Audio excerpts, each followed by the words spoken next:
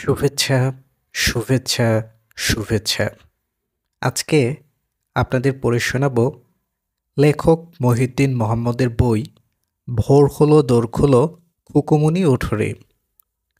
বইটি আমরা কয়েকটি পর্বে বিভক্ত করে আপনাদের পড়ে শোনাব।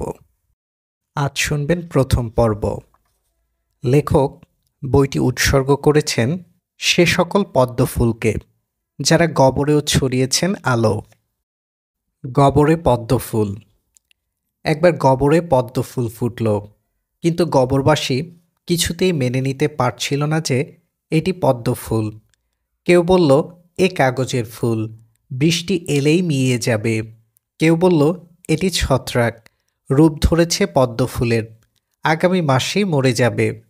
কিন্তু অনেক বৃষ্টিতেও যখন ফুলটি মিয়ে গেল না, অনেক মাসেও এর আয়ু যখন ফুরল না, তখন গবরবাসী বলল এটি অশ্লীল ফুল, একে শেষ করে দিতে হবে, এটি গবরের সৌন্দর্য নষ্ট করছে। কয়েকটি পোকা গবরবাসীর এমন সিদ্ধান্তের প্রতিবাদ জানালো। তারা বলল ফুলটি তো আমাদের কোনো ক্ষতি করছে না, বরং উপকারী করছে। তাকে দেখে আমরা আমাদের কদর্যগুলো সারাতে পারছি। একটি বয়স্ক পোকা বলল গোবরস্থানে ফুল ফোটার নিয়ম নেই। আমাদের প্রধান দেবতা ফুল পছন্দ করেন না। ফুল দেখলেই সন্দেহের চোখে তাকাতে হবে। ফুল যেন তার ঘ্রাণ ছড়িয়ে গবরের দুর্গন্ধ নষ্ট করতে না পারে, এ ব্যাপারে সজাগ থাকতে হবে।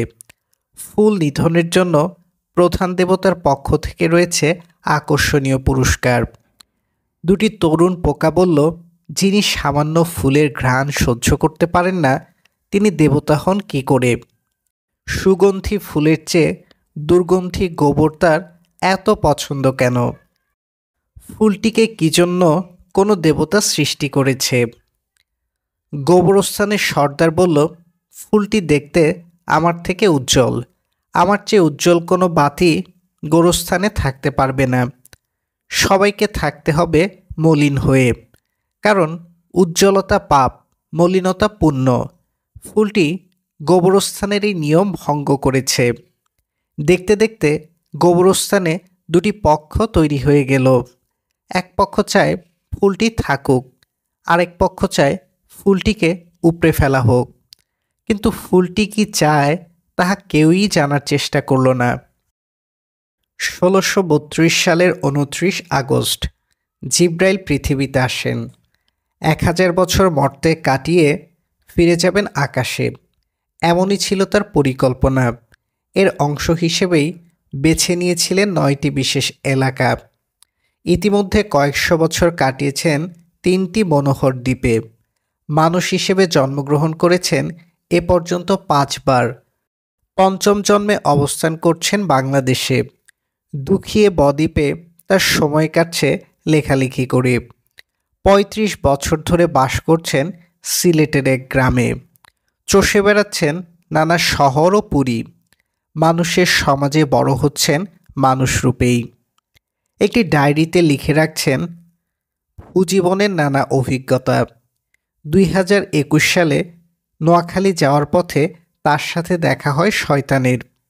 শয়তান পৃথিবীতে আছেন এমনটি জিব্রাইল আগে থেকেই জানতেন, কিন্তু তিনি বাস করছেন বাংলাদেশে এ খবর তার জানা ছিল না। শয়তানও মানুষের রূপ ধরেই বসবাস করছেন। জাতীয় পরিচয়পত্র অনুযায়ী তার বাবার নাম কুদরতুল্লাহ, দাদার নাম সমর পাল।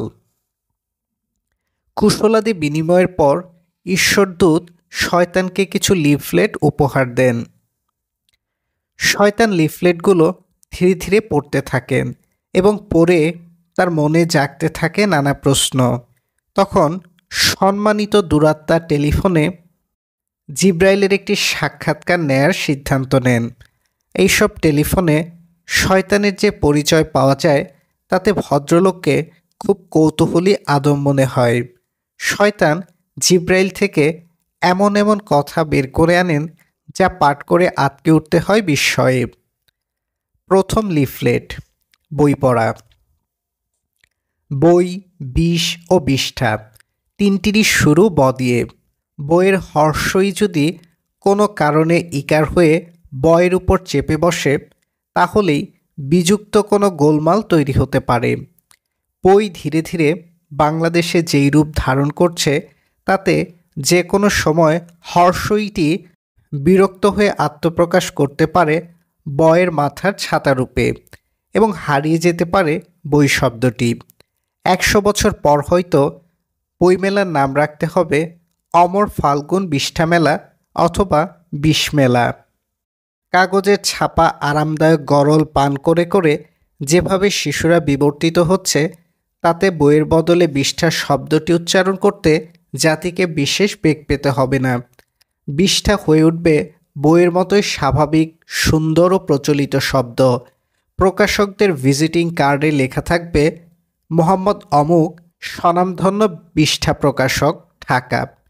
টিভি চ্যানেলগুলো খবর প্রচার করবে বিষ্ঠা মেলা 21-22-এ সর্বাধিক বিক্রিত বিষ্ঠার নাম দুনিয়া ও আখেরাতে সফল হওয়ার অব্যর্থ মিষ্টি বটিকা। রত্নসন্ধানী একাডেমিগুলো চালু করবে জাতীয় বিষ্ঠা সম্মাননা পুরস্কার। এই উপলক্ষে খোলা হবে বার্ষিক মেষ শিকার প্রকল্প। সারা দেশ থেকে ধরে আনা হবে বিষ্ঠা ত্যাগী তরতাজা মেষদের, এনে পরিয়ে দেয়া হবে মালা। মালাকে কেশর জ্ঞান করে মেষেরা বেরিয়ে যাবে সিংহের হুঙ্কারে। পত্রিকায় ছাপা হবে বড় বড় ছবি নকল সিংহদের। নানা উপলক্ষে রাষ্ট্র তাদের ডাকাডাকি করবে এবং তা দেখে অনুপ্রাণিত হবে শিশুরা। যে শিশু এককালে কবিতা পড়েছে, 1 লিটার দুধ ও 1 লিটার বিষ্ঠার মধ্যে যুদ্ধ হলে সে যুদ্ধে বিষ্ঠাই জয়লাভ করবে, এ সত্যটি জেনে গেছেন সকলেই। যদিও আমি মেঘ হওয়ার আগে আপনাদের বাজি ছিল সবসময় দুধের পক্ষেই। যে শিশুরা মনোযোগ দেবে বিষ্ঠা পাঠে, দুধের কথা তারা ভুলে যাবে। বাংলা ভাষায় একসময় বই ছিল, সে বইতে বইত দুধের নদী, ভাবনার বালুচর। এই চিত্র তাদের স্মৃতি থেকে মুছে যাবে। যৌবন থেকে বার্ধক্য তারা আচ্ছন্ন থাকবে চিনির বিষে। শীর্ণ থেকে শীর্ণতর হতে থাকবে তাদের মস্তিষ্ক। অনুকরণ ও পূর্ণ উৎপাদনে তারা দখল করবে জগতের শীর্ষবিন্দু। ওই বিন্দুতে বসে সকলেই প্রশংসা করবে কেবল অন্ধকারের। বই কি? বই হলো মানুষের চিন্তা রেকর্ড করার প্রাচীনতম যন্ত্র। কোনো বই গুরুত্বপূর্ণ কিনা তা নির্ভর করে ওই বিষয়ের রচয়িতার চিন্তা উৎকৃষ্ট কিনা তার উপর। চিন্তা গড়মানের হলে বইও গড়মানের হবে। যিনি চিন্তাশূন্য মানুষ, যার ঝুলিতে কোনো গুরুত্বপূর্ণ অভিজ্ঞতা নেই, সারা জীবন কাটিয়েছেন যিনি রসগোল্লা পড়ে, বা পড়ার নামে করে গেছেন শুধু পড়ার অভিনয়, আরামদায়ক গালগপ্প ছাড়া আর কোনো কিছু যিনি নাড়াচাড়া করেননি, তার পক্ষে ভালো মানের বই লেখা সম্ভব নয়। এরকম মানুষ বই লেখায় হাত দিলে বই হয়ে উঠবে চিন্তাশূন্য রেকর্ড করার কল। এ কল বিক্রি করে ব্যবসা হতে পারে অনেক, কিন্তু মগজের অবনতি অনিবার্য। এগুলো পড়া মাত্রই মুদে আসবে চোখ, বিবশ হয়ে আসবে শরীর, উত্তেজিত হবে ইন্দ্রিয়, এবং মনে হবে কোনো আরামের ফেরেস্তা বুঝি চালু করেছেন তার স্বর্গীয় হাত পাখা। ঝড়, কাঁপুনি, জ্বর, নিজের বিশ্বাসের পক্ষে ভ্রান্ত যুক্তি, এইসব ছাড়া এ কলগুলোর দেয়ার মতো আর তেমন কিছুই নেই। এগুলো একই বিষয়ের বিষাক্ত পূর্ণ উৎপাদন মাত্র, এবং এগুলো কোনো বই নয়। কিছু ছাপা কাগজ মলাটবন্ধী হলেই তা বই হয়ে ওঠে না। কোনো কাগজ বই হিসেবে বিবেচিত হবে কিনা তা নির্ভর করে ওই কাগজে অক্ষরবন্দি কথামালার উপর। যে কথামালা মনের ভেতর জ্বলতে থাকা কৌতূহলের প্রদীপটিকে নিভিয়ে দেয়, তা কোনো বই নয়। এটি বইয়ের ছদ্মবেশে দৈত্যের মুখের ফু। এ ফু খেলেই পাঠকের মগজ ঘুমিয়ে পড়ে চিরদিনের মতো। বই কিনতে হবে খুব সাবধানে। বেশি বেশি কাগজ নয়, কিনতে হবে বেশি বেশি বই। হয়তো 1000 মলাটবন্দি কাগজের স্তূপ ঘেঁটে দেখা মিলতে পারে একটি বইয়ের। কাগজের দলা ও বইয়ের মধ্যে যে পার্থক্য আছে তা অনুধাবন করা শিখতে হবে। কি কি বই পড়ব তা ঠিক করার আগে স্থির করতে হবে কি কি বই পড়ব না তা। যে বই থেকে আলো পাওয়ার জন্য তার কাগজে আগুন ধরাতে হয়, সে বই পড়ে সময় নষ্ট করা যাবে না। পড়তে হবে এমন বই যা খোলা মাত্রই পাতা থেকে টুকরো টুকরো সূর্য মস্তিষ্কে ঢুকতে থাকে। উপন্যাসের ছদ্মবেশে যে ডিম্বনাশগুলো বের হয় তা কেনা থেকে বিরত থাকতে হবে। কিনতে হবে এমন উপন্যাস যা পড়লে নাশ হবে না একটিও চিন্তার ডিম্ব, এবং বৃদ্ধি পাবে মাথায় কাঁপতে থাকা চিন্তাডিম্বের সংখ্যা ও মান। পাঞ্জাবি পরা হলুদ ভূত, চশমা পরা মানব জিন, পিস্তলওয়ালা গোয়েন্দা যুবক, পাগলা বনে জ্যোৎস্না, রজনীগন্ধা, কাতুকুতুগন্ধা, চাঁদ, বৃষ্টি, সাগর, পাহাড়, নীলসারি, লাল টিপ, দুজাহানের অশেষ নেকি, এইসব থেকে দূরে থাকতে হবে। এগুলো বহু বছর ধরে পচে পচে এমন দুর্গন্ধ তৈরি করেছে যা এখন স্থান পেতে পারে কেবল শুটকির আড়তে। যে বই পাঠকের মনে হাই তুলতে থাকা হিংস্র দানবটিকে খুন করতে পারে না, যে বই পাঠকের হাতে তুলে দেয় অন্যের মাথা ফাটানো লাঠি, সে বইয়ের ব্যাপারে সতর্ক থাকতে হবে। যে বই পড়লেই দালাল হয়ে উঠতে হয় বইটির লেখকের, যা খুললেই চারপাশে ডানা মেলতে থাকে অন্ধকার, সে বই ছুঁড়ে ফেলতে হবে।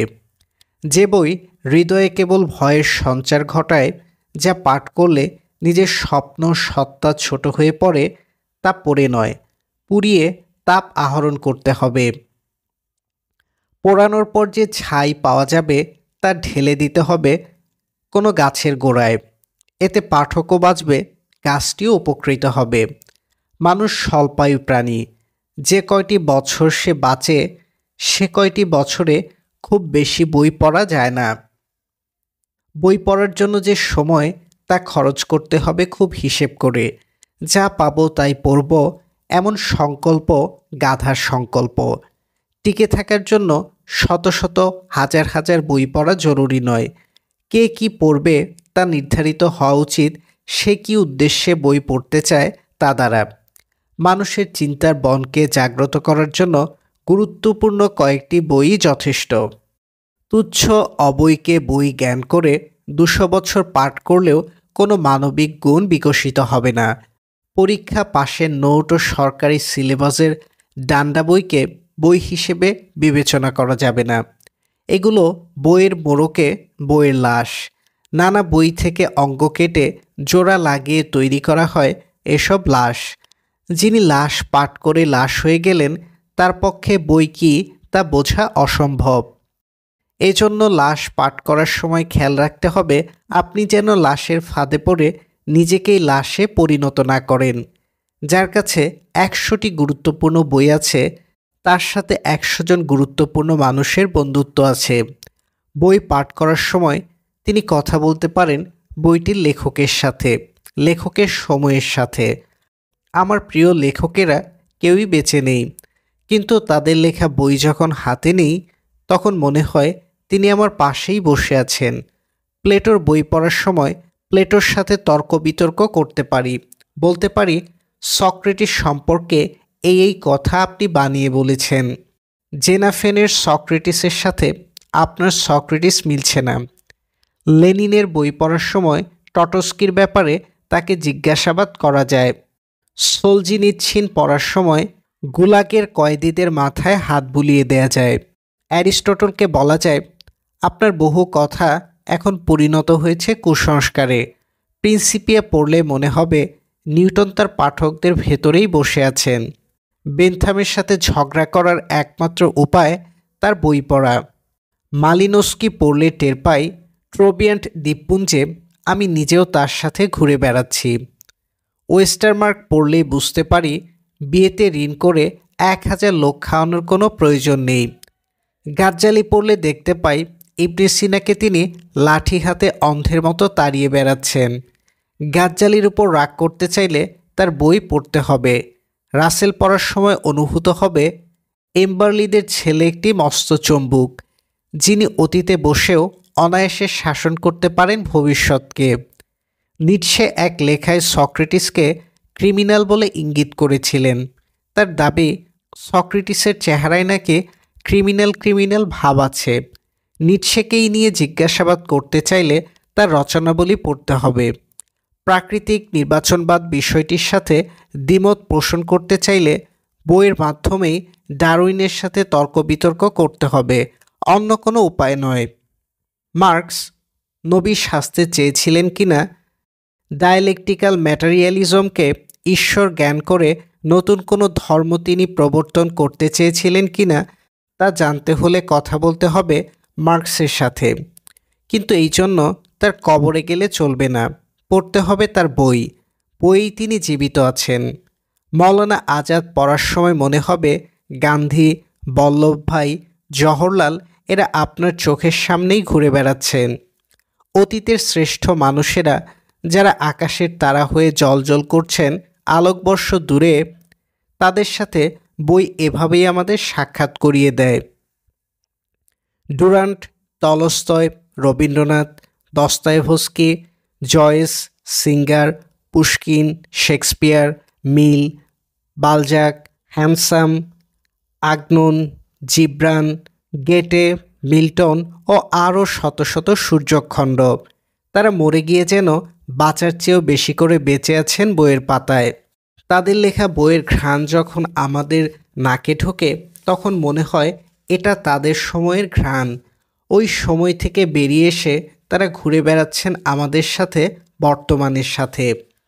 বই মানুষকে আত্মহত্যা থেকে বাঁচায়। কত বই অপঠিত রয়ে গেছে, তাদের পাঠ না করে কি করে জীবনকে বিদায় জানাই। প্রতিটি বইয়েই জেগে আছেন আমাদের বন্ধুরা। তারা পাতায় পাতায় ফুটে আছেন ফুলের মতো, মানুষ তাদের পড়বে বলে। কেউ যখন কোনো বই হাতে নেন তখন বইটির লেখক প্রাণ ফিরে পান। বইয়ের পাতা থেকে এক লাফে তিনি ঢুকে পড়েন পাঠকের মগজে। মগজে বইতে থাকে তার নিজস্ব নৌকা। এ নৌকা আমাদের জানিয়ে দেয় জ্ঞানের কোন কোন নদীতে সাঁতার কাটতে হবে, আনন্দের কোন কোন পুকুরে গোসল করতে হবে, আর গাইতে হবে গান কোন কোন সুরে। মহসিন খান যদি বর্তমানের কাদামাটি ভুলে অতীতের স্বর্ণমানবটির সাথে বন্ধুত্ব গড়তেন এবং ডুবে থাকতেন বইয়ের পাতায়, তাহলে নিজের মাথায় নিজে গুলি চালানোর অবসর তিনি পেতেন না।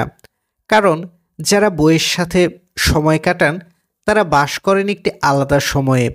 আলাদা সময়ে বাস করা কোনো মানুষকে চলমান সময়ে হত্যা করা সহজ নয়। বইয়ের প্রধান কাজ মানুষের চিন্তাকে মুক্ত করা। বই পড়তে গিয়ে যিনি বইয়ের ভেতর বন্দী হয়ে পড়েন তিনি বইয়ের কয়েদি। যে বই তার পাঠককে একটি নির্দিষ্ট গণ্ডিতে আটকে ফেলে সে বই কোনো বই নয়, এটি বইয়ের ছদ্মবেশে জেলখানা মাত্র। বইয়ের লেখক ও জেলখানার লেখক এক নয়। বইয়ের লেখকের সাথে দ্বিমত পোষণ করা যায়, কিন্তু জেলখানার লেখকের সাথে দ্বিমত পোষণ করা যায় না। এজন্য বই পড়ার সময় খেয়াল রাখতে হবে যে বইটি পড়া হচ্ছে তার বিষয়বস্তু নিয়ে দ্বিমত সন্দেহ পোষণ করার সুযোগ আছে তো। যে বইয়ের বিষয়বস্তু নিয়ে কোনো প্রশ্ন তোলা যায় না, যে বইয়ের প্রতিটি বাক্য মেনে নিতে হয় বিনা প্রশ্নে, সে বই মূলত হাতুড়ি। হাতুড়ি ভয়যোগ্য হলেও সম্মানযোগ্য নয়, আর হাতুড়ি তো পাঠযোগ্য নয়। হাতুড়ির কাজ হলো মানুষকে হাতুড়ি বানানো। যারা হাতুড়ি পাঠ করে হাতুড়ি হয়ে গেছে তাদের থেকে শিশুদেরকে সাবধান রাখতে হবে। কয়েকদিন আগে ইভ্যালি নামক একটি পঞ্জি কোম্পানির সিন্দুক ভেঙে পাওয়া গেছে বই, কিন্তু এসব আসলে বই নয়, এগুলো ব্যবসার ছদ্মবেশে অব্যবসা চালানোর কৌশলপত্র। পঞ্জি স্কিম পরিচালনার মুদ্রিত নির্দেশিকা। বাংলাদেশে বইয়ের বাজারে একটি বড় অংশ দখল করে আছে এই রকম নানা মুদ্রিত নির্দেশিকা। চাকুরির নির্দেশিকা, 7 দিনে ইংরেজি শেখার নির্দেশিকা, বেহেস্তে যাওয়ার নির্দেশিকা, সফল হওয়ার নির্দেশিকা এবং আরও হাজার রকমের নির্দেশিকা ও গাইড বইয়ে বাংলাদেশ ঢাকা পড়ে গেছে। এত নির্দেশিকার স্তূপ পেরিয়ে বাংলা ভাষার হৃৎপিণ্ডটিকে অনুভব করা সম্ভব নয়। বামনদের লেখা বই থেকেও সাবধান থাকতে হবে। ফেসবুক, ইউটিউবের চেনা মুখেরা বইয়ের বাজারে ঢুকে পড়েছে। এই চেনা মুখদের কাজই হলো বাজার ধরা। মাউস কিবোর্ড দিয়ে নানা স্থান থেকে থলি কেটে এনে তারা নির্মাণ করেছে নিজেদের গ্রন্থথলি। প্রচারণায় বিভ্রান্ত হয়ে মানুষ তাদেরকে জ্ঞান করছে লেখক হিসেবে। মূত্রশালাকে দুগ্ধশালা মনে করে তরুণরা পান করছে ইউরিয়ার জল। কিছু বিশেষ পেশার চাকুরিজীবীও এ কাজে নেমেছেন। শুনেছি তারা বই লেখাকে মতলব চরিতার্থ করার উপায় হিসেবে ব্যবহার করছেন। অধীনস্থ কর্মচারীদেরকে বাধ্য করছেন মলাটবন্ধী 20 ও 20টা ক্রয় করার জন্য। পাঠকদেরকে বুঝতে হবে বই লেখা কোনো শখ ও মতলবের কাজ নয়। যিনি মহৎ ও শক্তিমান লেখক, তাকে একটি বই লিখতে যেতে হয় অকল্পনীয় যাতনার মধ্য দিয়ে। জীবনকে পুড়িয়ে পুড়িয়ে তিনি আলোর সঞ্চার করেন বইয়ে। এই জন্য যাকে তাকে লেখকের মর্যাদা দেয়া ঠিক হবে না। বই কেনার সময় গভীরভাবে ভেবে দেখতে হবে যার বই কিনছি তিনি লেখক তো, নাকি শৌখিন মৌসুমি মলাট উৎপাদক। লেখক ও মলাট উৎপাদকের মাঝখানে যে আইলটি আছে সেটির কথা মাথায় রাখতে হবে। লিফলেটটি পড়া শেষ হলে শয়তান জিব্রাইলকে টেলিফোন করেন। এনটিএমসি এ ফোনালাপ রেকর্ড করে। প্রথমে তারা ভেবেছিল এটি বুঝি 2 পাগলের টেলিসংলাপ, কিন্তু আড়িপাতার কিছুদিনের মধ্যেই তারা টের পায় এই পর্যন্ত যত ফোন কল রেকর্ড করা হয়েছে তার মধ্যে এটি সবচেয়ে গুরুত্বপূর্ণ। প্রতিবার নতুন লিফলেট পড়ার পর শয়তান জিব্রাইলকে টেলিফোন করতেন এবং এ ফোনের প্রতিটি কম্পন এনটিএমসি এজেন্টগণ মনোযোগ দিয়ে শুনতেন। কারো চরিত্রে কালিমা লেপন করতে বা সরকারের ইশারায় কাউকে ধরাশায়ী করতে নয়। এই ফোন রেকর্ড ফাঁস করা হয়েছে জাতীয় স্বার্থে। বিষয়বস্তু বিবেচনায় এনটিএমসি কর্মকর্তাগণ ফোনালাপটিকে ভাগ করেছেন অনেকগুলো পর্বে। পর্বগুলো লিফলেট পরম্পরায় নিচে একে একে বর্ণনা করা হলো। মুদ্রিত মাদক। শয়তান। বেহেশতে এক প্রকার নিরক্ষরী ছিলাম। পৃথিবীতে আসার পর লেখাপড়া শিখেছি। যদিও এর আগে মর্তে আমাদের দেখা হয়নি, তবে আপনার লেখালেখির সাথে দীর্ঘদিন থেকেই পরিচয় ছিল। বই পড়া লিফলেটটি আজ শেষ করেছি। বই কি কিভাবে কাগজেরা বই হয়ে ওঠে তা স্পষ্ট স্বরে শুনতে পেয়েছি। তবুও মনে হয়েছে বই পড়ার অভ্যাসের দিকটিকে আপনি আলোকপাত করেননি বা করতে ভুলে গিয়েছেন। মানুষের জীবনে বই পড়া কতখানি জরুরি, বই মানুষকে কিভাবে প্রভাবিত করে। জিব্রাইল। মানুষের যে নিত্য প্রয়োজনীয় দ্রব্যের তালিকা আছে সেখানে কিন্তু বই নেই।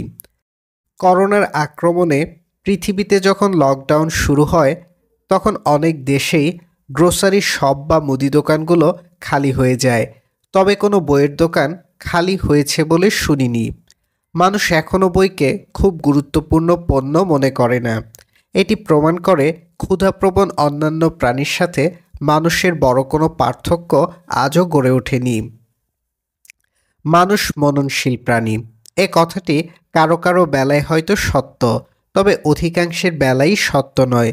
বহু দেশেই অমননশীল মানুষজন সামাজিক ও রাজনীতিক নেতৃত্বে আছেন।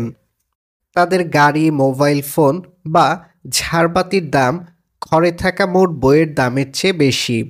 আমি ভোগবিলাসে আপত্তি করছি না, কিন্তু কোনো সমাজ যদি শুধুই স্থূল কেনাকাটায় মেতে থাকে, হই হাঙ্গামায় মত্ত থাকে, তাহলে ওই সমাজের নাগরিকদের আর্থিক ও সামাজিক নিরাপত্তা টেকসই হয় না।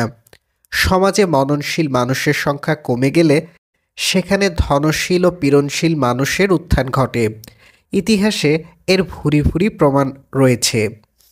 মনকে অনাহারে রেখে শুধু শরীরকে খাবার দিলে মননশীল প্রাণী হওয়া যায় না। বই মনের খাদ্য, তবে ছাপা অক্ষরে কিছু কাগজকে মলাটবন্দি করে ফেললেই তা বই হয়ে ওঠে না। কাগজ পাঠ ও বই পাঠ যে এক জিনিস নয় তা মাথায় রাখতে হবে। বইয়ের কাজ দুটি: 1. পাঠককে আনন্দ দেওয়া, 2. পাঠকের চিন্তার জগৎকে প্রসারিত করা। আমি কিন্তু দেখতে পাচ্ছি মানুষ বই পড়তে গিয়ে এখন বইয়ের ভেতর বন্দী হয়ে পড়ছেন। এ বিষয়ে সতর্ক হওয়া দরকার। You must not make a book your prison. শুধু একই ধাঁচের একই ঘরানার বই পড়লে চলবে না, নানা রঙের নানা ঢঙের বই পড়তে হবে, অন্যথায় গোঁড়ামি থেকে মুক্ত হওয়া সম্ভব নয়।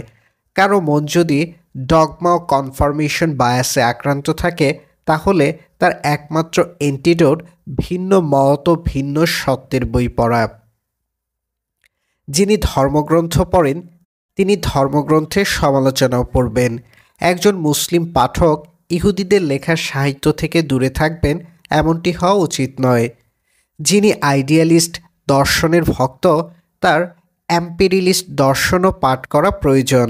আওয়ামীপন্থী মানুষদেরকে বেশি বেশি বিএনপিপন্থী মানুষদের লেখা পড়তে হবে। একমতের মানুষ যদি আরেক মতের মানুষের বক্তব্য মন দিয়ে না শোনে, তাহলে বই পড়ার উদ্দেশ্য ব্যর্থ হয়। মুসোলিনি তো আমার প্রিয় ব্যক্তিত্ব নন, কিন্তু তার আত্মজীবনী খুব মন দিয়ে পড়েছি। যদি না পড়তাম তাহলে ফেসিবাদের মূল শিকড়টি ধরতে পারতাম না। অবশ্য কেউ যদি কেবল নির্মল বিনোদনের উদ্দেশ্যে বই পড়তে চায়, সেটি ভিন্ন কথা। বিনোদনের মাধ্যম হিসেবেও বই শ্রেষ্ঠ, তবে এই ক্ষেত্রে সাবধানতা অবলম্বন করতে হবে। কারণ অনেক বই মাদকের মতো, পড়লে নেশা জাগে, মনে আসে আরামদায়ক অনুভূতি, থ্রিল ও শিহরণে পঙ্গু হয়ে যায় মগজ। এগুলো না পড়াই ভালো, এতে স্বাস্থ্য ভালো থাকে। আর মুদ্রিত মাদককে আমি কি বই বলতে পারি? পারি না। লিফলেটটি মনোযোগ দিয়ে পড়লে এটি আপনার বোঝার কথা।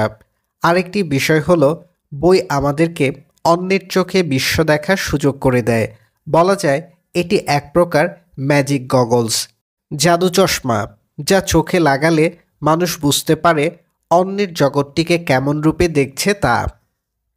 যেসব স্থানে আমরা কখনো যাইনি, যেতে পারবো না, যেসব সময়ে আমরা কখনো বাস করিনি, করতে পারবো না, সেই সব স্থান ও সময়কে অনায়াসে স্পর্শ করতে পারি বইয়ের মাধ্যমে।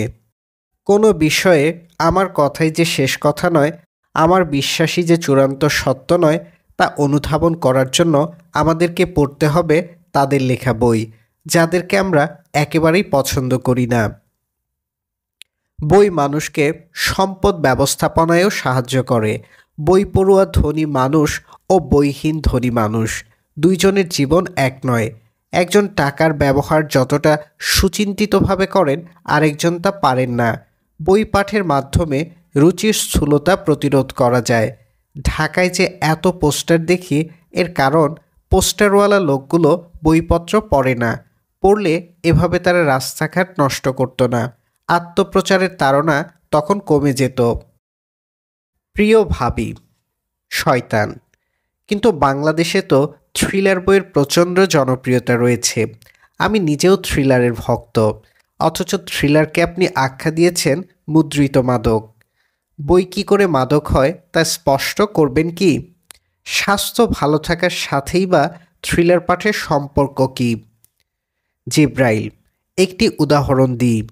শৈশবে আমি খুব শার্লক হোমস পড়তাম। ডয়েলের এমন কোনো রচনা নেই যা পড়িনি। আমার বাম হাতের বাহুতে একটি ট্যাটু আছে, চামড়ায় খোদাই করা ট্যাটু। ট্যাটুটি আমি নিজে করেছিলাম এবং করতে গিয়ে প্রায় মারা যেতে বসেছিলাম।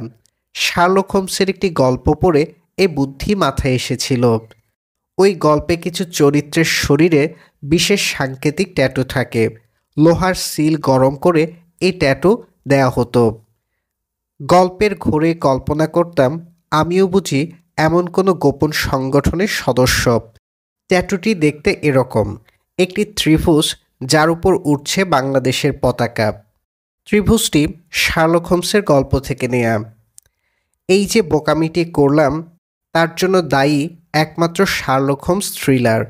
শার্লক হোমস পড়ে আমার ভেতর কোনো গুরুত্বপূর্ণ চিন্তার উন্মেষ ঘটেছে এমনটি মনে পড়ে না।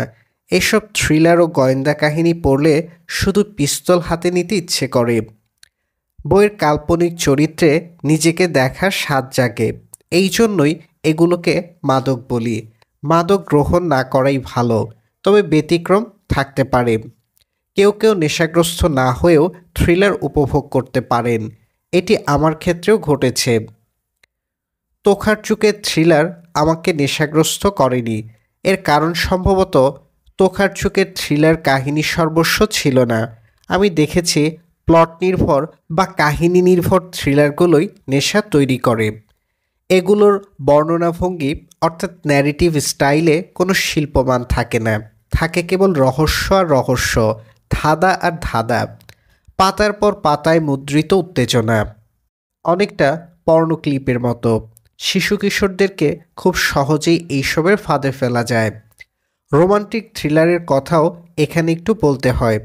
আপনি দেখবেন লাখ লাখ তরুণ তরুণী আজে বাজে রোমান্স থ্রিলারে বুঁদ হয়ে আছে, এ কুয়া থেকে তারা বের হতে পারছে না। বাংলা ভাষায় কিছু ভালো মানের রোমান্স থ্রিলার আছে, এটি অস্বীকার করছি না, কিন্তু এগুলো তো কেউ পড়ছে না।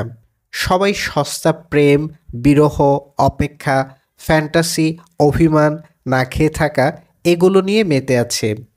এই যে suspense Priyota, love for anxiety and fruit, এটি যদি দীর্ঘকাল কোনো পাঠকের ভেতর ক্রিয়াশীল থাকে তাহলে তার মধ্যে মানসিক বৈকল্য দেখা দেয়, তার চিন্তা করার ক্ষমতা কমে যায়, কোনো বিষয়ে প্রশ্ন তোলার শক্তি সে হারিয়ে ফেলে। মানুষের যে সহজাত রাজনীতিক গুণাবলী আছে তা তখন নষ্ট হয়ে যায়।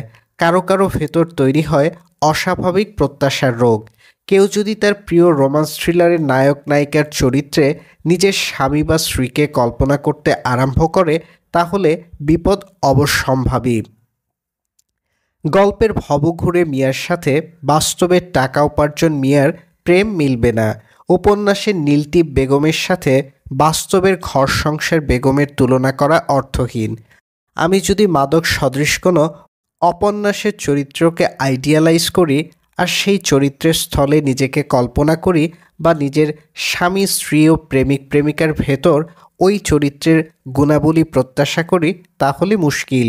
শুনেছি বাংলাদেশের বহু ছেলে মেয়ে হুমায়ুন আহমেদের কল্পগল্প পড়ে নিজেকে হিমু ও রূপা ভাবছে, রূপা সেজে হিমুর জন্য না খেয়ে বসে থাকছে, হিমু সেজে রূপার জন্য বনে বাদারে ঘুরে বেড়াচ্ছে, ঠিকমতো ঘুমোচ্ছে না, মাথায় চেপেছে হলুদ রঙের পাঞ্জাবি। এরকম আরও অনেক মাদকীয় চরিত্র নাকি আছে। এগুলো ইয়াবা বা ফেন্সিডিলের চেয়ে কম সর্বনাশা নয়। হ্যাঁ, তারপর যদি কেউ এগুলো পড়তে চায় পড়ুক, আমি বাধা দেব না। এগুলো পড়ে মানুষ আনন্দ পায় না এমনটা দাবি করছি না। রুচি, স্বাদ, মজা পাওয়ার বাসনা এই বিষয়গুলো বই পাঠের অভ্যাসে প্রভাব রাখে। সবাই পণ্ডিত বা বুদ্ধিজীবী হওয়ার উদ্দেশ্যে বই পড়ে না, পড়া উচিত নয়। আমার আহ্বান হলো মানুষ যেন এই নেশার সামগ্রীর ফাঁদে পড়ে অন্য বইপত্র থেকে দূরে না থাকে এবং কেবল এগুলোকেই যেন পৃথিবীর শ্রেষ্ঠ সাহিত্য মনে না করে। পুরস্কৃত চকলেট। শয়তান। আপনাকে প্রায়ই নানা লেখকের সমালোচনা করতে দেখা যায়। বইমেলায় মানসম্মত বই নেই বা বইয়ের বাজারে বাংলায় লেখা ভালো বইয়ের অভাব, এরকম অনেক ক্ষুব্ধ প্রতিক্রিয়া দেখাতে দেখেছি। এই বিষয়গুলো নিয়ে কথা বলতে চাই। আমি তো ভালো বইয়ের অভাব দেখছি না। পুরস্কৃত লেখকের সংখ্যাও এখানে কম নয়। জিব্রাইল। প্রায়ই করি কথাটি সত্য নয়, কয়েকবার করেছি। এর কারণও আছে।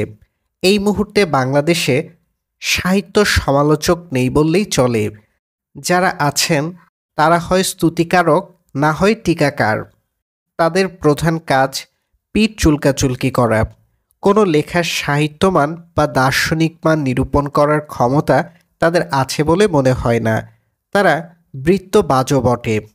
৫-১০ জন মিলে একটি সার্কেল গড়ে তোলেন এবং একে অন্যের মিথ্যে প্রশংসা করেন। অনুষ্ঠানবাজিতেও তারা পিছিয়ে নেই। নিন্দাটুকুও তারা বেছে বেছে করেন। আমাদেরকে মনে রাখতে হবে প্রতিটি লেখার মোটামুটি ৫টি ভ্যালু থাকে। ১. লিটারারি ভ্যালু বা সাহিত্যিক মান। ২. রিক্রিয়েশনাল ভ্যালু বা বিনোদন মান। ৩. কমার্শিয়াল ভ্যালু বা বাণিজ্যিক মান। ৪. ফিলোসফিক্যাল ভ্যালু বা দার্শনিক মান এবং ৫. হিস্ট্রিক্যাল ভ্যালু বা ঐতিহাসিক মান। এই মুহূর্তে বইয়ের বাজার যাদের লেখায় সয়লাভ তারা এই ৫টি ভ্যালুর কয়টি জেনারেট করতে পেরেছেন? কারো বই বেশি বিক্রি হচ্ছে বা একটি বিশেষ ঘরানার পাঠকের কাছে তিনি জনপ্রিয় ও আল্লাহ হয়ে উঠছেন। তার মানে এই নয় যে তিনি উৎকৃষ্ট সাহিত্য উৎপাদন করছেন, বরং নিকৃষ্ট চিন্তা ও নিকৃষ্ট শিল্পমানের বইই এই বাজারে বেশি কদর পাচ্ছে। এগুলোকে চকলেটের মতো চুষে চুষে খাওয়া হচ্ছে। এই চকলেট খেকোদের প্রধান চাওয়া হলো তাদের প্রিয় কোনো চকলেট মেশিনের সমালোচনা যেন কেউ না করে।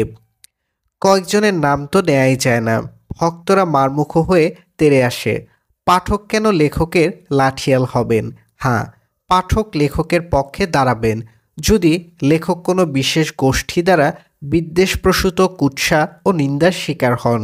কিন্তু যা বাজে মানের নিন্দা নয়, খারিজবিদ্যার চর্চা নয়, যা সত্যিকার অর্থেই সাহিত্যের সমালোচনা, যে সমালোচনা দেখিয়ে দেয় একজন লেখক ঠিক কী কারণে তুচ্ছ বা মহান, সেটিকে অন্ধ পাঠকরা অপাঠ্য ভাষায় আক্রমণ করবে কেন? কয়েকজন লেখক আছেন, জীবিত ও মৃত, যারা চকলেট বিক্রি করে এক পাল লাশসম ভক্তমণ্ডলী অর্থাৎ চিনির পিঁপড়া তৈরি করেছেন, এবং এই পিঁপড়ামণ্ডলীর ধারণা তাদের খাওয়া চকলেটই মহাবিশ্বের শ্রেষ্ঠ চকলেট। এই চকলেটগুলোর কোনো সমালোচনা করা যাবে না, করলে বলা হবে তার সমালোচনা করে আপনি পরিচিত হতে চান। এই হলো উন্মত্তদের মানসিক অবস্থা। আর সমালোচনা করার যোগ্য এমন লেখকের সংখ্যাও তো বাংলা ভাষায় কম। সবার কাজ নিয়ে তো সমালোচনা করা যায় না। এক মুঠো ছায়ের সমালোচনায় আপনি কি লিখবেন? বইমেলায় মানসম্মত বইয়ের অভাব কথাটি তো মিথ্যে নয়। বন্যার সময় চারপাশে পানি খুব বেশি থাকে, কিন্তু পান করার মতো পানি পাওয়া যায় না। বই মেলাও বন্যার আকার ধারণ করেছে। এই মেলায় পাঠ্যযোগ্য বই কয়টি? একটি বই লেখার জন্য যে প্রজ্ঞা, নিষ্ঠা ও সাধনার ভেতর দিয়ে যেতে হয়, তার ভেতর দিয়ে আমাদের লেখকরা যেতে চাইছেন না। অনেকেই টাকা পয়সা ও পদ পদবীর জোরে বই ছাপছেন। কেউ কেউ ভাড়াটে লোক দিয়ে বই লিখিয়ে সেটিকে নিজের নামে চালাচ্ছেন। এক ভদ্রমহিলা ৮৫টি বই লিখেছেন, অথচ তার পক্ষে একটিও ভালো মানের বই লেখা সম্ভব নয়। এগুলো কাউকে না কাউকে দিয়ে তিনি লিখিয়েছেন। আমি যদি কালেভাদ্রের লেখকদের সমালোচনা করে থাকি, তাহলে তা বাংলা সাহিত্যের ভালোর জন্যই করেছি। যেন তেন লোক যেন লেখক হিসেবে প্রতিষ্ঠা না পায়, যেন তেন মুদ্রিত কাগজ যেন সাহিত্য হিসেবে বিবেচিত না হয়, এই বিষয়টি দেখা আমার দায়িত্বের মধ্যে পড়ে। শুধু আমি নই, এটি দেখা আপনাদেরও দায়িত্ব। সেদিন এক টকশোখানের বই হাতে এলো। দৈবচয়নে প্রথম যে পৃষ্ঠাটি দৃষ্টি আকর্ষণ করল এবং সে পৃষ্ঠায় প্রথম যে বাক্যটি পড়লাম সেটি অর্থহীন। ৪ জন অভিজ্ঞ পাঠককে দেখিয়ে বলেছি, দেখুন তো বাক্যটির অর্থ আপনারা বুঝতে পারেন কি না। বাক্যটি কোনো অর্থ প্রকাশ করে কি না। তারা কেউই শব্দদেয়ালটির অর্থ উদ্ধার করতে পারেননি। যে বিষয় আমি নিজে বুঝি না, সে বিষয়ে যদি নিরর্থক শব্দ খরচ করতে যাই, তাহলে অর্থহীন বাক্যের সৃষ্টি অনিবার্য। লেখার যে একটি লিটারারি বিউটি থাকে, সেটি তো হুট করে আসে না। কিন্তু এখানে এ বিষয়ে তেমন কেউই মাথা ঘামাচ্ছে না। কথা বলা আর কথা লেখা এই দুইটি এক জিনিস নয়। টেলিভিশনে কথা বলা আর বইয়ের পাতায় কথা লেখা কি এক? আমি তো চাই নবোকভের মতো সমালোচনা করতে, কিন্তু এই রকম ডিজার্ভিং লেখক কোথায়? আর সেই রকম সমালোচনা পড়ার মতো পাঠকই বা কোথায়? নোভোকভ তার ইয়েল বিশ্ববিদ্যালয়ে দেয়া ভাষণগুলোতে যেভাবে অন্য লেখকদের সমালোচনা করেছিলেন, আমি কি সমকালীন বাংলা সাহিত্যের কারো ব্যাপারে এমন সমালোচনা লিখতে পারবো না। কারণ ওই মানের সমালোচনার যোগ্য কোনো লেখকই এখন নেই। যে কয়জন আছেন তারা সবাই মৃত। আপনি হয়তো বলবেন, তাহলে কি এই মুহূর্তে কেউই ভালো লিখছে না? হ্যাঁ, লিখছে। অনেকেই হয়তো ভালো লিখছে, কিন্তু অনেকের ভালোর সাথে তো আসল ভালো নাও মিলতে পারে। আমি যে মানের ভালো চাই, সে মানের ভালো যে সবাই চাইবে এমন তো নয়। আর এত হাজার হাজার লাখ লাখ বইয়ের ভিড়ে ভালোর সংখ্যাটা এই রকম শূন্যের কাছাকাছি কেন? আমি তরুণ বা উঠতি লেখকদের কথা বলছি না, তারা আরও ৫-৬ বছর যা খুশি লিখুক, নিজেকে ভেঙে বারবার গড়ুক, কিন্তু যাদের আয়ু শেষ হয়ে এসেছে বা পত্রিকাগুলো যাদেরকে প্রতিষ্ঠিত লেখক হিসেবে প্রচার করছে, পুরস্কার পেতে পেতে যারা ক্লান্ত হয়ে উঠছেন, তাদের এই দুর্দশা কেন? বায়ুশূন্য বেলুন, শয়তান। কেউ কেউ বলেন এই অবস্থার জন্য পাঠক দায়ী। আপনার অনেক লেখায়ও এরকম ইঙ্গিত পেয়েছি। আসলেই কি বাংলা বইয়ের মানহীনতার জন্য পাঠক দায়ী? পাঠকদেরকে তো আমার মানসম্মতই মনে হয়। তারা বইয়ের পাশে চায়ের কাপ, কফির মগ রেখে নিয়মিত ছবি তুলছে। এই মূল্যবান কর্মকাণ্ডগুলো কি আপনার দৃষ্টি এড়িয়ে যাচ্ছে? জিব্রাইল: দেখুন, পাঠক হলেন বইয়ের ভোক্তা। বইকে যদি আমি পণ্য ধরি, তাহলে সেই পণ্যের মান ও ধরন অধিকাংশেই ভোক্তার রুচির উপর নির্ভর করবে। কোনো বাজারে কী ধরনের পণ্য বিক্রি হবে তা বিক্রেতার পাশাপাশি ভোক্তার দ্বারাও নির্ধারিত হয়। মহৎ সাহিত্যের জন্য মহৎ পাঠক দরকার। আমি বলছি না যে কোনো এলাকায় হুট করেই মহৎ পাঠক দেখা দেবে, বরং মহৎ পাঠক হয়ে ওঠা ব্যাপারটি পুরোপুরি পাঠকের মানসিক বিবর্তনের ফল। নানা আজে বাজে বই পড়তে পড়তে একসময় কেউ গুরুত্বপূর্ণ মহৎ বইপত্র পাঠ করা শুরু করতে পারে, কিন্তু এই বিবর্তন ঘটার জন্য পাঠকের চিন্তার স্বাধীনতা থাকতে হয়। যে মানুষ স্বাধীনভাবে চিন্তা করতে পারে না, সে মানুষের পক্ষে মহৎ পাঠক হওয়া সম্ভব নয়।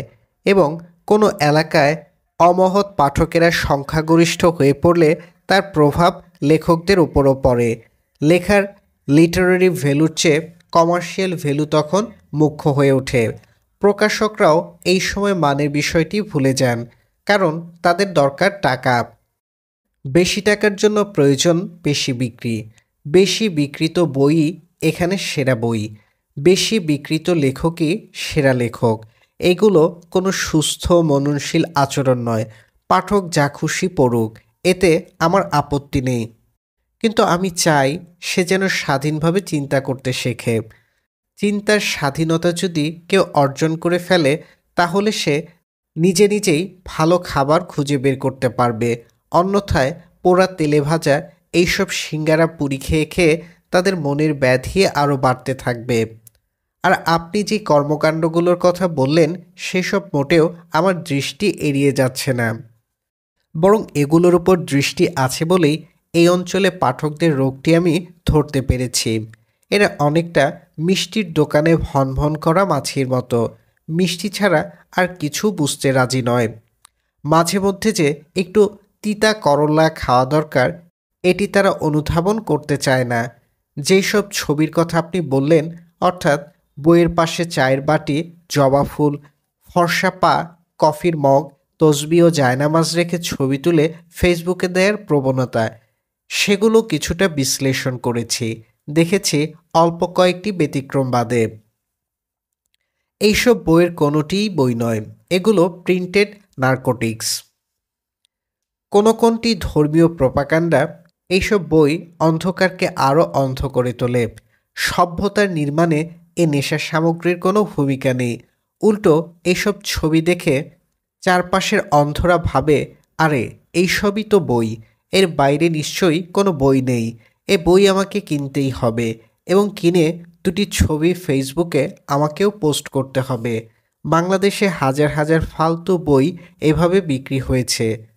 রুমিনেন্টদের মতো কেউ বইয়ের পাতা চিবিয়ে জাবর কাটলেই তাকে পাঠক বলা যায় না। শৈশবের দিকে তাকালেও এর সত্যতা পাই। যখন ছোট ছিলাম, তখন বাজারের দোকানগুলোতে নির্দিষ্ট কিছু লেখকের বই থাকত। এই তুচ্ছ নামগুলো এখানে নিতে চাই না। বিক্রেতারা এইসব বইকে বলতো উপন্যাস।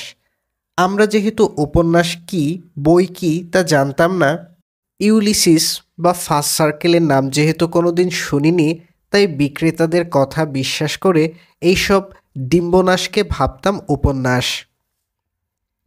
কিশোর কিশোরীরাই ছিল এই বইগুলোর প্রধান ক্রেতা, যারা বহু কষ্টে লিপ্ত হতো প্রেমে। ঈদ এলে তারা একে অন্যকে এই ধরনের বই উপহার দিত। এর কারণ, কৈশোরে মানুষের শরীর ও মনে যে পরিবর্তনগুলো ঘটে তা খুব সাংঘাতিক ও নির্মম অভিজ্ঞতা। ওই সময়ে মন শুধু হাসতে চায়, কাঁদতে চায় আর পেতে চায় উত্তেজনা। বাংলাদেশে যেহেতু বন জঙ্গলে ঘুরে বেরিয়ে উত্তেজনা ভোগের তেমন সুযোগ নেই, যৌন আবেগও থাকে এই সমাজে অবদমিত, তাই কিশোর কিশোরীরা খুঁজে নিয়েছে বিকল্প উপায়। তারা কাল্পনিক সম্ভোগের মাধ্যম হিসেবে ব্যবহার করছে বইকে, আর প্রকাশকেরা এটিকেই বানিয়েছে সুযোগ। তারা কিছু লেখক জোগাড় করলো, যারা প্রতি মাসে বের করতে লাগলো আবেগঘন উত্তেজনাকর বই।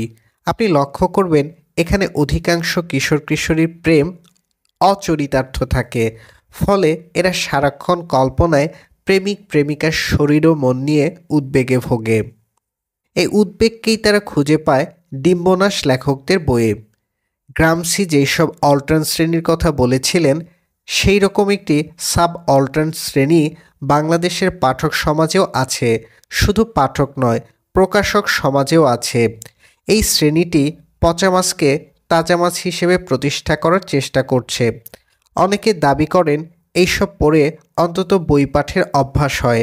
আমি এর সাথে একমত নই। আপনি পশ্চিমবঙ্গের রাশি সিরিয়ালের দর্শককে সিন্ট লার্জ লিস্ট দেখাতে পারবেন না, কিছু ব্যতিক্রম বাদে।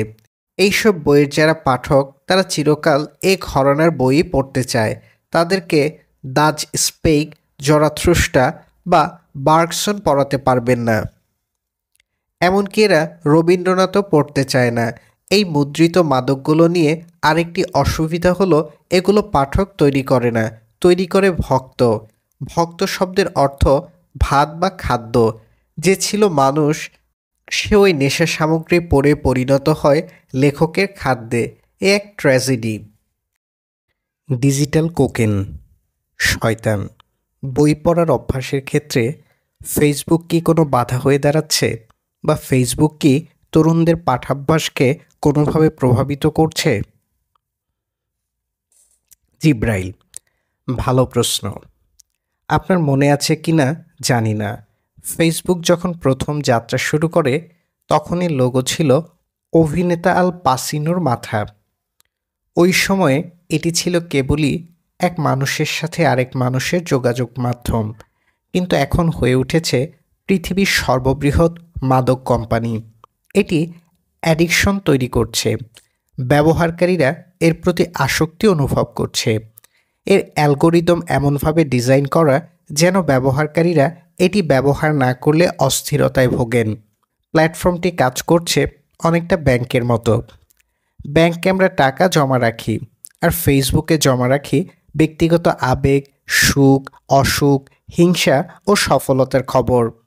আমাদের সবচেয়ে সুন্দর মুহূর্তগুলোর ছবি ও ভিডিও এখন ফেসবুকে।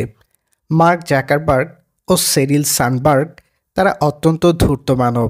এরা জানেন কিভাবে মানুষের সামাজিক আবেগগুলোকে ডলারে রূপান্তর করতে হয়। আপনি যখন ফেসবুকের কোনো কন্টেন্টে রিয়্যাক্ট করেন বা প্রতিক্রিয়া দেখান, তখন আপনি মূলত আপনার আবেগকে কন্টেন্ট নির্মাতার কাছে ট্রান্সফার করেন। কন্টেন্ট নির্মাতা এতে সুখ বা অসুখ পান। তার মস্তিষ্কে ডোপামিন ও অন্যান্য বায়োকেমিক্যালের নিঃসরণ ঘটে, ফলে অনিবার্য ভাব তার আচরণেও পরিবর্তন আসে।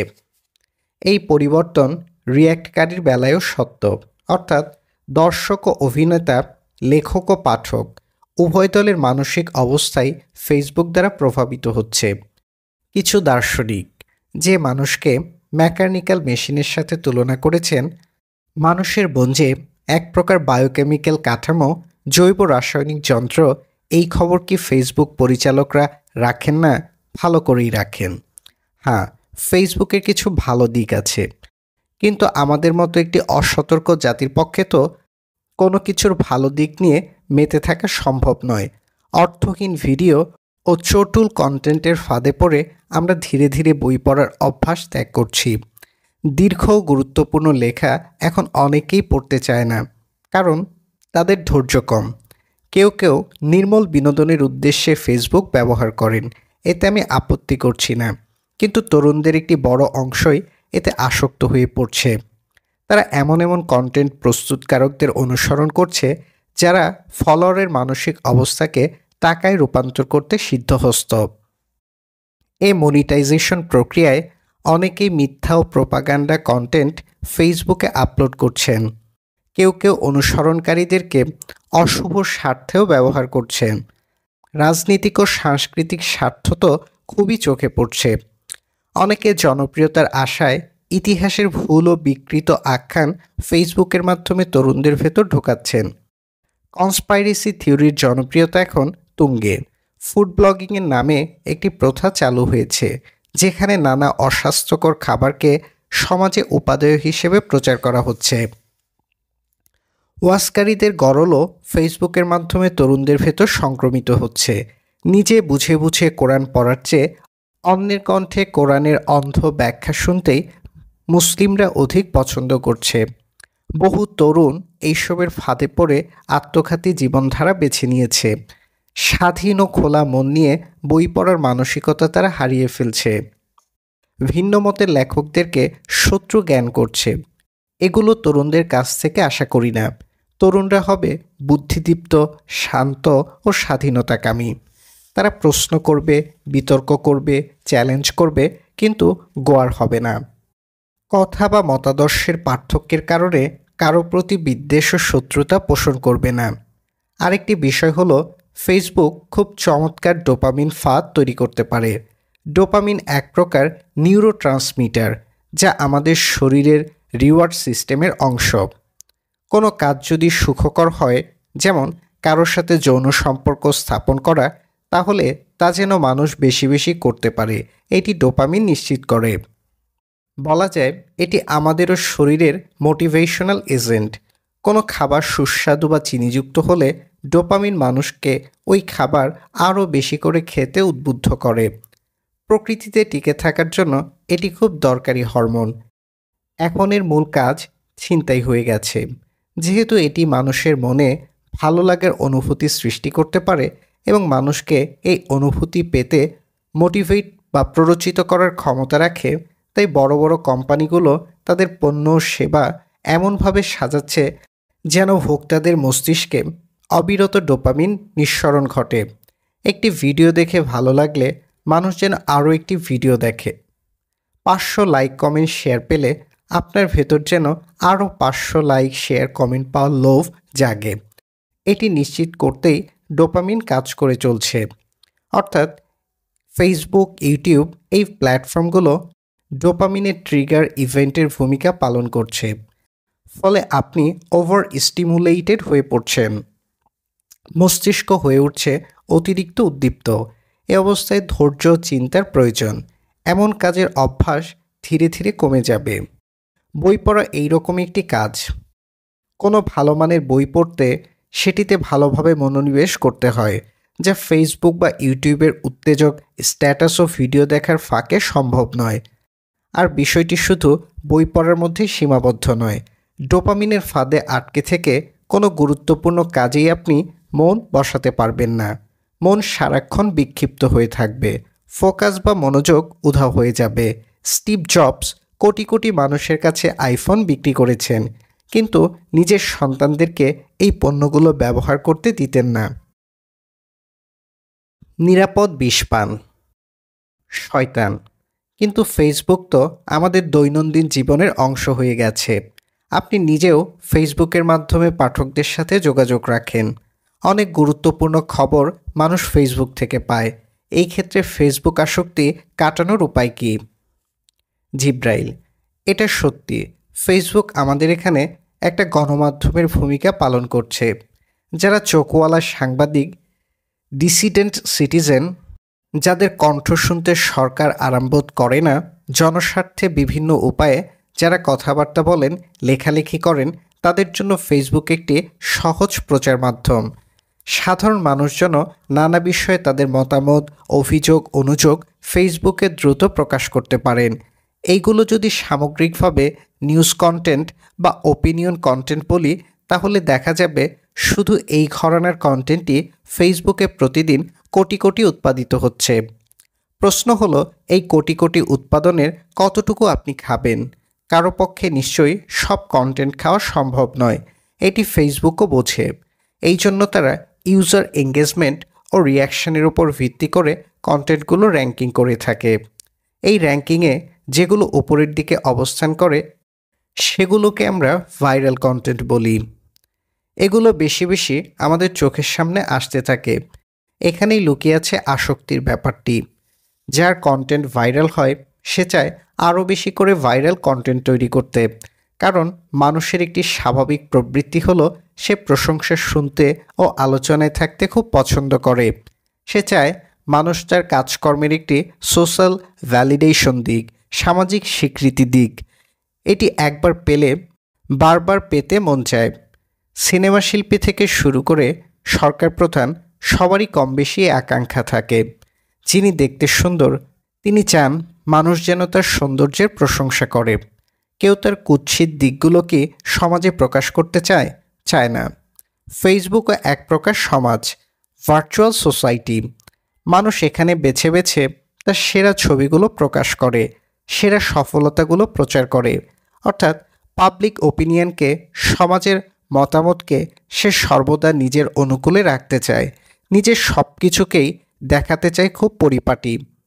এটি দোষের কিছু নয়, কিন্তু এটিতে আসক্ত হয়ে পড়লে বিপদ। ক্ষমতাধর মানুষ নিজেকে যেভাবে প্রকাশ করতে পারে তার সাথে ক্ষমতাহীন মানুষদের প্রকাশভঙ্গি মেলালে চলবে না। একটা সময় ছিল যখন সমাজে কেবল ক্ষমতাধর মানুষরাই নিজেদেরকে পাবলিক ফিগার হিসেবে প্রতিষ্ঠা করতে পারত। ক্ষমতাধর শব্দটি নিয়ে আমি কেবল রাজনীতিক ও অর্থনৈতিকভাবে প্রভাবশালী লোকজনকে বোঝাচ্ছি না, বরং সমাজে যাদের বুদ্ধিবৃত্তিক ও সাংস্কৃতিক প্রভাব রয়েছে তাদের দিকেও ইঙ্গিত করছি। এরকম প্রভাবশালী লোকজনই মূলত টেলিভিশন ও পত্রিকায় একসময় পূজনীয় ছিল, কিন্তু এখন ফেসবুক একটি বিপ্লব ঘটিয়ে ফেলেছে। সবাইকে সেলফ এক্সপ্রেশনের সুযোগ এনে দিয়েছে। শুধু ফেসবুক নয়, এটি অন্যান্য প্ল্যাটফর্মের বেলায়ও সত্য। রাজনীতিক, ব্যবসায়ী, লেখক, গায়ক, অভিনেতা, ধর্মসৈনিক, বিজ্ঞানী, ভিডিওকার, গুজব শিল্পী, কথা ব্যবসায়ী সবাই এখানে নিজেদের মনের কথা প্রকাশ করতে পারছে। এমনকি লাইক, লাভ, শেয়ার, কমেন্ট, রিটুইট এগুলোর মাধ্যমে নিজেদের কর্মকাণ্ডগুলোর গ্রহণযোগ্যতা ও প্রভাব পরিমাপ করছে। এই যে অন্যের প্রতিক্রিয়ার দ্বারা নিজেকে পরিমাপ করার অভ্যাস, এটি ফেসবুক আসক্তির বড় কারণ। যে যা নয় সে তা সাজার কসরত করছে, ঘষামাজা করে ছবি ও মোশন ক্লিপ আপলোড করছে।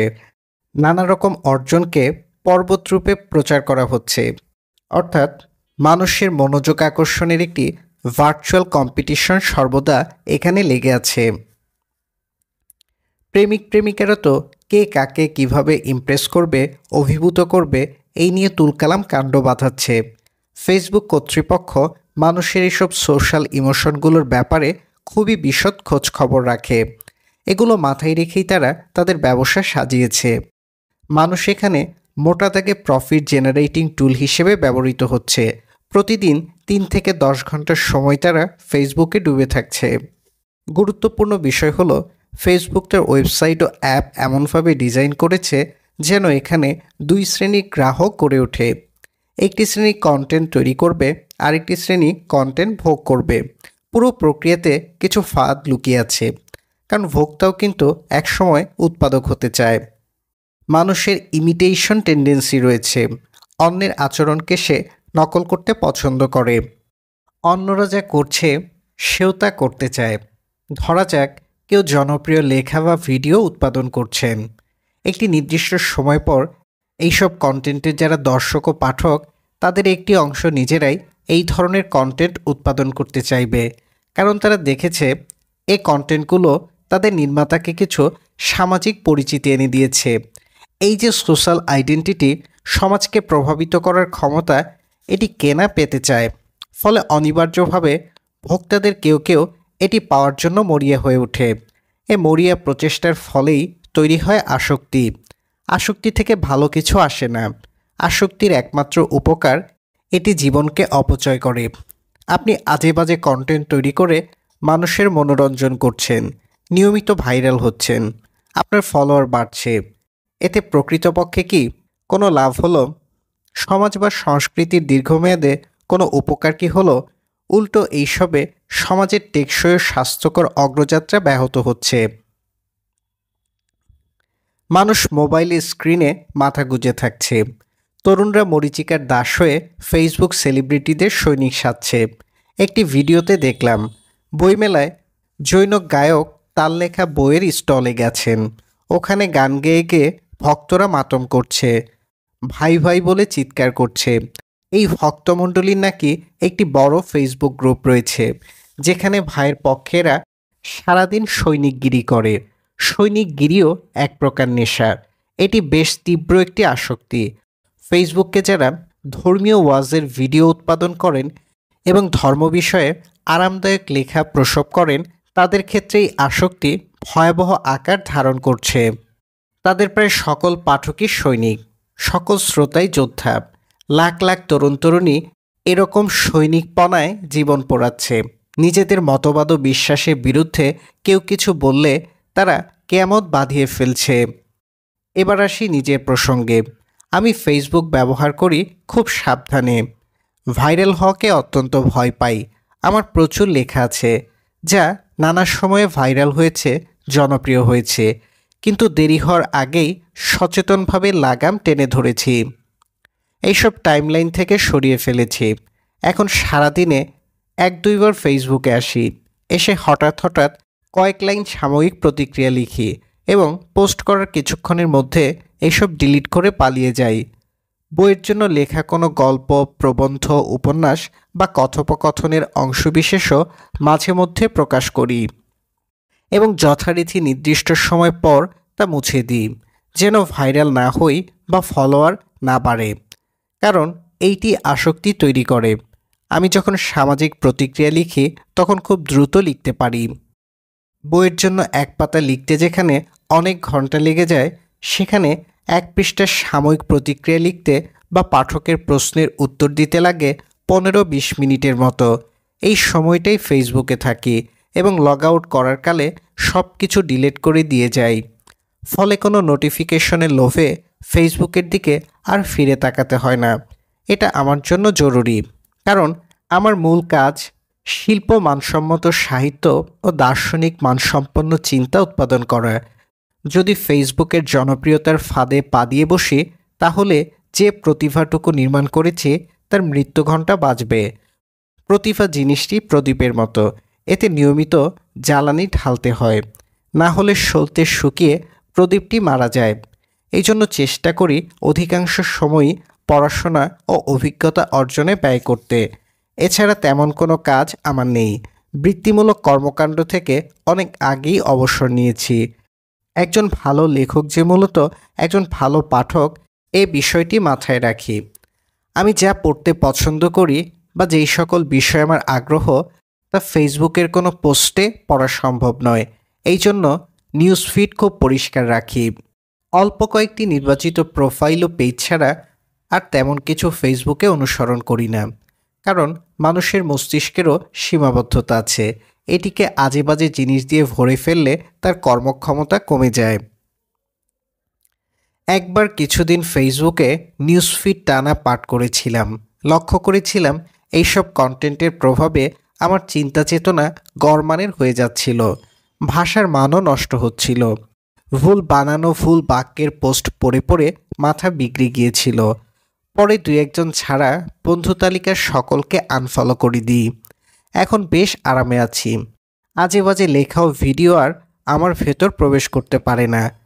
কমেন্ট সেকশন পাঠ করাও প্রায় বন্ধ করে দিয়েছি, কারণ আজে বাজে প্রলাপের রিপ্লাই দেওয়াটাও এক প্রকার আসক্তি। হ্যাঁ, জনপ্রিয় বিষয়াদি নিয়ে ফেসবুকে লিখলে বা হট টপিকগুলোতে বিশ্লেষণমূলক মতামত দিলে তা মানুষের কাছে সমাদৃত হবে, এটা সত্য। ফলোয়ার বা জনপ্রিয়তাও বাড়বে, কিন্তু তাতে প্রকৃতপক্ষে কি কোনো লক্ষ্য সাধিত হচ্ছে না। আমি কেন লেখার শক্তি এ কাজে ব্যয় করব? আমার তো অন্য কাজ আছে। হাতে অনেকগুলো বই অনিষ্পন্ন, কোনটি শেষের পথে, কোনটি মাঝপথে। এগুলো সমাপ্ত করতে হবে। সবাইকে অ্যাক্টিভিজম করতে হবে এমন কোনো কথা নেই। তবে যারা অ্যাক্টিভিজম করছেন, সৎ মনে ধান্দামুক্ত হয়ে মানুষের পাশে দাঁড়াচ্ছেন, সুবিধাবাদী সন্ত না সেজে ধর্ম বর্ণ নির্বিশেষে মানুষের অধিকারগুলো নিয়ে কথা বলছেন, তাদের প্রতি আমার অগাধ শ্রদ্ধা ও ভালোবাসা আছে। আমি জীবনের একটি দীর্ঘ সময় রাজনীতি ও অধিকার নিয়ে ফেসবুকে লিখেছি, একসময় প্রচুর কবিতাও রচনা করেছি। তারপর ধীরে ধীরে এইসব থেকে সরে এসেছি। একটানা 6 বছর তো ফেসবুকে ছিলামই না। এখন 2 বছরের মতো হলো ফিরে এসেছি। ফেসবুক যেন কোনো আসক্তি তৈরি করতে না পারে এই ব্যাপারে সতর্ক থেকেছি।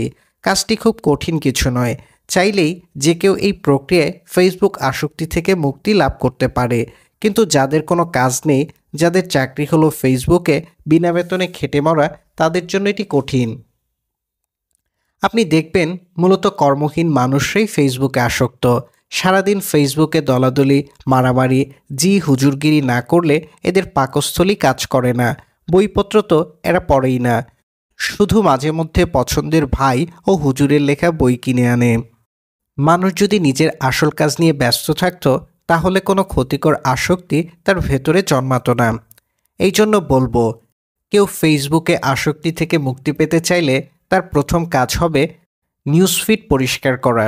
কেবল ঘনিষ্ঠ বন্ধুবান্ধব, পরিবারের সদস্য এবং যারা মানসম্মত ও ইম্প্যাক্টফুল কন্টেন্ট উৎপাদন করেন তাদেরকে অনুসরণ করা উচিত।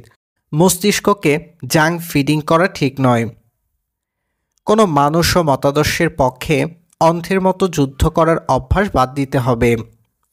যে কোনো মতামতকে সহনশীলতার সাথে গ্রহণ অথবা বর্জন করা শিখতে হবে। ফেসবুককে বিরুদ্ধ মতের মানুষদের সাথে ব্যক্তিগত বৈরিতা পোষণ করা ভালো মানুষের কাজ নয়। শত্রু বা প্রতিপক্ষের মৌলিক অধিকারগুলোর প্রতি শ্রদ্ধা থাকতে হবে। অন্যের অধিকার ক্ষুণ্ণ করে এমন কাজ করা বা তাতে সমর্থন দেওয়া থেকে বিরত থাকা দরকার।